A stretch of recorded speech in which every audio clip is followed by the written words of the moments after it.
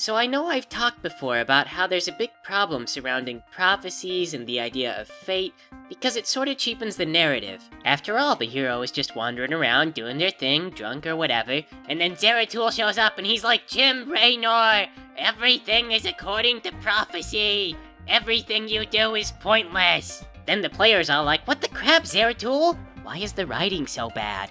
Then Zeratul's like, because we kinda rushed the product out the door, sorry. You know, tidings of doom and all that, and that's pretty much StarCraft 2 in a nutshell. But Soul Reaver actually gets around this by making the entire plot about averting fate using magical artifacts. The way the game is set up, all the fate and prophecy, destiny, it's kind of an antagonistic factor to the game. It's something you're trying to overcome, and you have the tools to overcome it. The game is saying, hey, this destiny thing, it's a problem, we gotta fix this. However, it's not until Legacy of Kain Defiance that Raziel is officially acting on free will and nobody knows what's gonna happen. Up until then, we still have the issues with fate, prophecy, destiny, meh. We know Janos is gonna die, yet we still try to save him anyway. The time travel angle also adds some weirdness because it's like nobody is ever lost to us. We know, for example, that we could see Mobius kinda whenever we want to, even though he dies. Or even weirder, what stops Raziel from going back in time and then recruiting himself as an ally to his own cause? What stops Raziel from showing up at Mobius's keep with like an army of 100 time-traveling Raziels? Well, I mean, aside from the fact that it would ruin the story and be kinda dumb. The point is, Soul Reaver 2 does a good job of handling the fatalism as a theme, but it still kinda suffers from a lot of the drawbacks. Like I say, we know that Janos is gonna die, so it's hard to get really emotionally worked up about it. But, oh well. Anyway, let's get back to our game.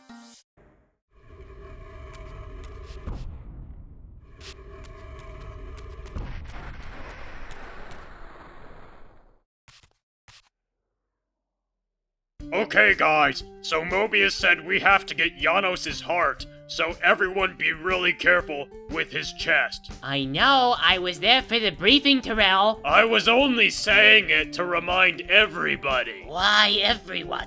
It's only Raziel doing the carving. Oh my god, shut up, Zephon! Zephon, shut up. It's the truth. You cannot deny it. Zephon, I am trying to avoid more conflict, okay? And I am just trying to evade erroneous statements. You guys, it took us like 20 seconds to kill the vampire, and we have been standing around bickering for like 15 minutes. It's only been like 8 minutes. I agree. We have wasted too much time bickering, but Raziel's perception of time on the matter is far off base. Hey! Don't kill Janos. Oh, wonderful! Now the vampire thralls are weighing in on the argument! Zephon, shut up! Wow, Raziel, that vampire thrall sounds an awful lot like you! Oh, shut up, Terrell, it does not. No, I am you, from the future! Raziel, this is a big mistake! Oh, great job, Terrell! Now you've given the thrall a clever idea to trick us! Seriously, you guys, I have really good ears. That thrall sounds just like Raziel. Well, if you're me, how come I have wings? That has a complicated explanation that we do not have time for right now. Then why is my skin blue? Look, I don't know that one. Oh, that seals it. It's definitely a trick. Yes! If my skin turned blue, one of the first things I would find out is why. You can't go through life without knowing these things. Excellent inquisitorial work as ever, guys. Now stand back, I'm gonna cut open this vampire. Wait! Oh, man, come on. Raziel, you're not being very careful. We have to get the heart out in one piece. I'm aware of that, okay? It's an ancient vampire, it has regenerative powers. You're going to damage the heart, Raziel. I don't have a scalpel, it's either this or a regular sword. Raziel, I hope that you know that you're up here watching this and you are just full of unhappy feelings. Well, if it bothers me so much, why don't I come down here and do something about it? I'm thinking about it, but I'm not suicidal. Well, then I hope the depression doesn't get to us then. You shouldn't be so hard on yourself, Raziel. Zephon, you evolve your legs away and get stuck to a church. That does sound like something I would do. This is getting more and more believable by the second. That's so creepy. What happens to me? You throw me in a pit and then after that, I don't know. I'm sorry, Terrell. Oh, I'm sorry I threw you in a pit, Raziel. It's fine, Terrell, you're forgiven. Actually, no, we are still kinda mad about it. Wait, if I threw you in a pit, how did you get out of the pit? Well, it all starts out when I wake up in the spectral realm with the giant squid. Okay, that's enough of this.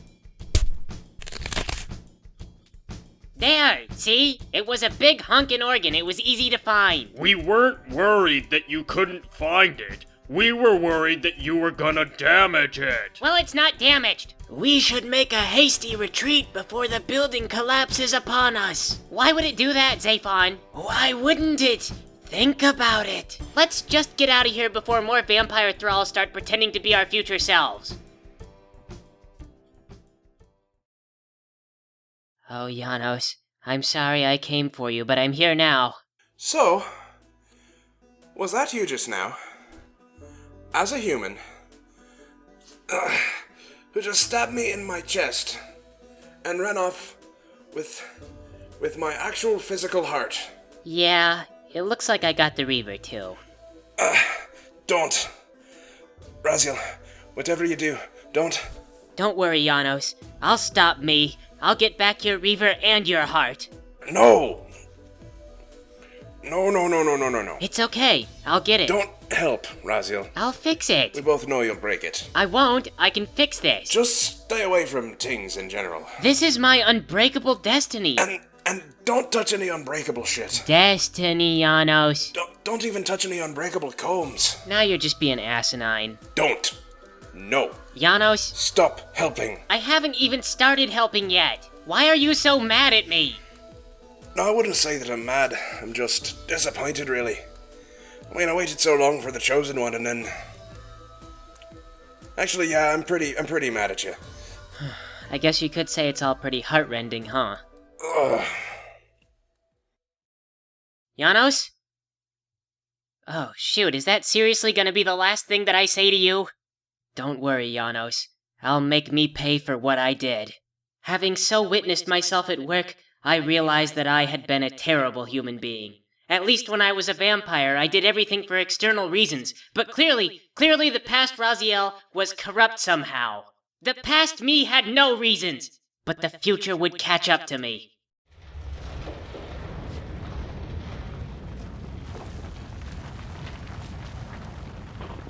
Hello everyone, my name is Taylor. And I am Ray. And the video is like halfway over by now! Yes! And that's Peyton. Sorry, the original cutscene was like 3 minutes long, but then I got really into it with the fight between Raziel and Old Terrell and, you know. They don't really do that in the original, do they? No, they do not. It's probably for the better, but I thought the conversation would be funnier. Those force fields reminded me of peanut butters and jellies. Yes. They're purple and brown. We've been expecting you, little Raziel. I recognized these grape jelly demons from Nazgûl's corrupted future. It seemed that there was not the only place they existed. Or perhaps it was. Perhaps these demons traveled backwards in time.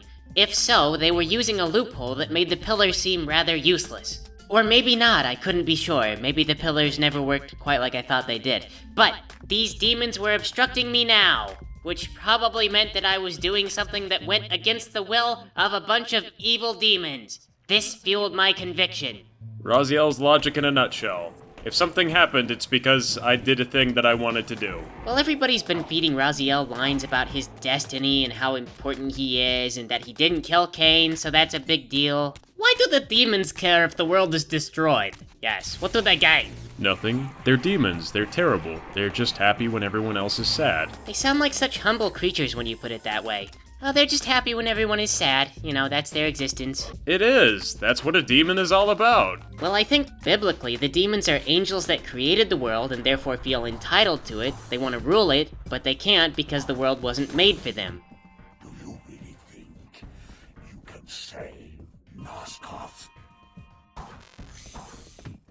Let me enlighten you, poor Raziel. So are we not editing the demon cutscenes for some reason? Yes? Nah. Mostly they just show up and give quips to Raziel. It's not really relevant. They remind me of that little girl from The Exorcist. there's a bunch of demons that force their way into the world, take over a host, and then use that little girl to pee on the floor and drop swears on a priest. These guys do kind of the same thing. They force their way into Nosgoth, use it to swear at Raziel, and then get killed by the Reaver, which devours their souls. It's humiliating. Really, it's like, where's your plan, guys? They're demons. They don't need a plan. Their plan is to make people sad, and that's it. There is more efficient ways to make people sad than just shouting at them, yes? Maybe if you are the demon who takes over the little girl, then you grow up as the little girl, and then you become estranged from your parents, yes. That doesn't sound very effective either. You're only affecting a few people, and over the course of many years. Couldn't you possess like a big wealthy business tycoon and then throw money behind terrible politicians to make the world just worse? The savior of Nosgoth. And then he just kind of hangs there for a while, like he's waiting for Raziel to respond, but no, Raziel has nothing to say to the demon. I think Raziel knew they had nothing in common. Yes. So, about that being an evil monster thing, do you guys eat souls? I eat souls.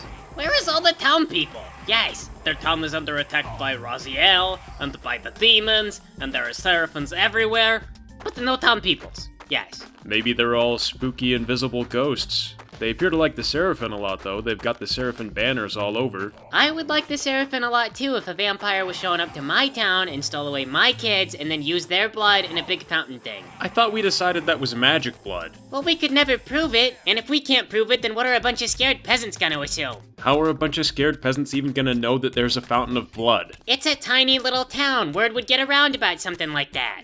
Who would start getting the word around? Taylor, you are acting like the dead tell no tales in a game where you play as a dead guy who receives orders from a dead woman to kill a guy who was dead and brought back to life. Okay, fair point. I mean, Mobius himself returns from the dead just to complain. Not even because he has unfinished business, he just wants to whine at you. And oh my god, I've got a sword stuck in my hand and I can't put it down! It is worse than the Reaver in every conceivable way. What a diabolical trick to drop their weapons in your path when they die. Yes, those swords haven't gotten any stronger since the start of the game. They are just as strong, although the Seraphim themselves hit you a lot harder. It's really kind of funny if you think about it. You've been fighting the same enemies all game. Their attacks haven't changed, their weapons haven't changed, and you gain a little bit of health, but then they hit you that much proportionately harder. It's like you haven't made any gains at all.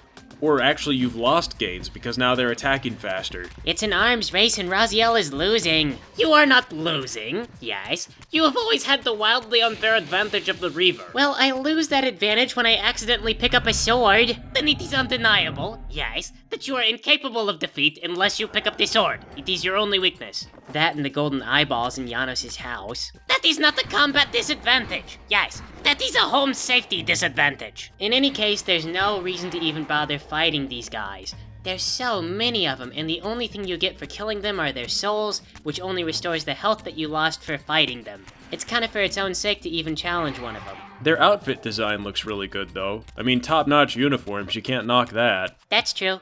Total panty droppers, those things. It's the red, I think, or maybe the shoulder pads, I don't know. It all just says passion. How many more of these demon cutscenes do we need? Yes!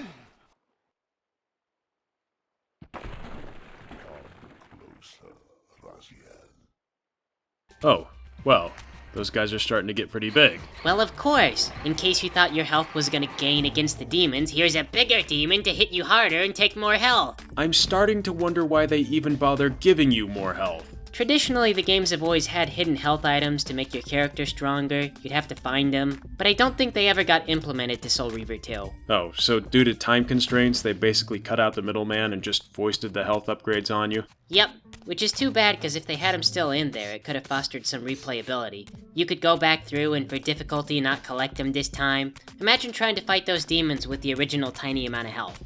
You would get squished. Or you would just run by and eat their souls with the Reaver like you have been doing. Yes. Or I would eat their souls with the Reaver. Just a little variance is what I'm saying. There is nothing variant about doing the same thing. Yes. It would just be like the legendary mode of Halo 3, where everything had more HPs, except for Master Chief who had less HPs. Yes. It was tedious. Oh, I remember that. We played co-op mode, Peyton. I couldn't do Legendary by myself because it was so boring. That is because the entire game was just the same enemies over and over again for hours. Yes. Yeah, but remember when we got pinned behind that rock and we had to shoot a tank to death using the default rifles? I remember that taking all day. Yes. It was so stubborn and so stupid, and I'm so proud of us for doing it. And oh my god, I can't get through these stupid Seraphim warriors! Their weapons are so long and there's no collision detection between the three of them. Oh my god, I freaking hate the Seraphims in this game. But anyway, here looks like a good place to stop for now. Thanks for playing with us, everybody.